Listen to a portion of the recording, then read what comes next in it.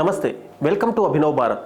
తాము రాజకీయ కక్ష సాధింపు చర్యలకు దిగబోమని సీఎం చంద్రబాబు నాయుడు స్పష్టం చేశారు.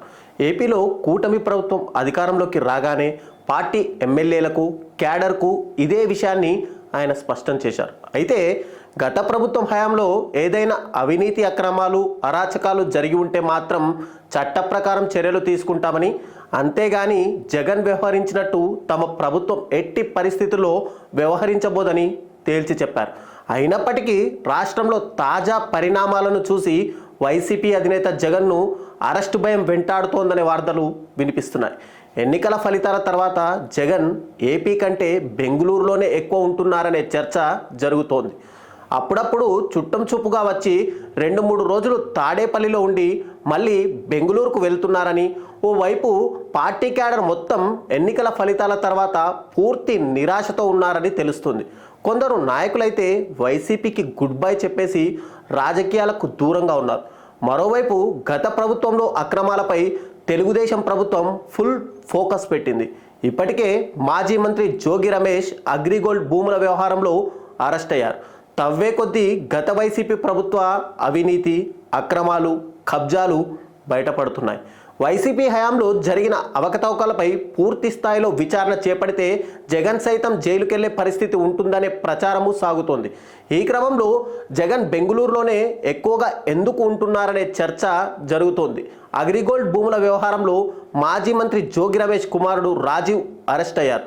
అలాగే ఆడుదాం ఆంధ్ర కార్యక్రమంలో దాదాపు 150 కోట్ల అక్రమాలు జరిగాయని, దీనిపై పూర్తి స్థాయిలో విచారణ చేసి నివేదిక ఇవ్వాలని ప్రభుత్వం పోలీసు అధికారులను ఆదేశించింది.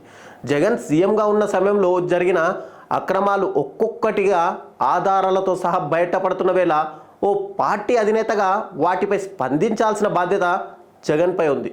కొన్ని రోజుల క్రితం రాష్ట్రంలో జరిగిన 1-2 ఘటనలను స్పందిస్తూ ఏపీలో శాంతి భద్రతలు అదుపు తప్పాయని, రాష్ట్రపతి పాలన విధించాలంటూ ఢిల్లీలో ధర్నా చేసిన జగన్ ఇప్పుడు ఆ పార్టీ నాయకుల అక్రమాలపై ఎందుకు స్పందించడం లేదనే ప్రశ్న ఎదురవుతుంది.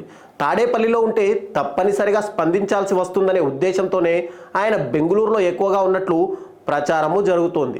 వైసీపీ అధికారంలో ఉన్నప్పుడు నిబంధనలను ఉల్లంఘించి భూములు కొనుగోలు చేశారంటూ వచ్చిన ఆరోపణలను వైసీపీ నాయకులు ఖండిస్తూ వచ్చారు. తాము ఎంతో పారదర్శకంగా వ్యవహరించామని చెప్పుకొచ్చారు. తీరా ప్రభుత్వం మారిన తర్వాత ఆధారాలతో సహా వైసీపీ అక్రమాలను బయట పెడుతుంటే ఆ పార్టీ నాయకులంతా సైలెంట్ అయిపోయారు.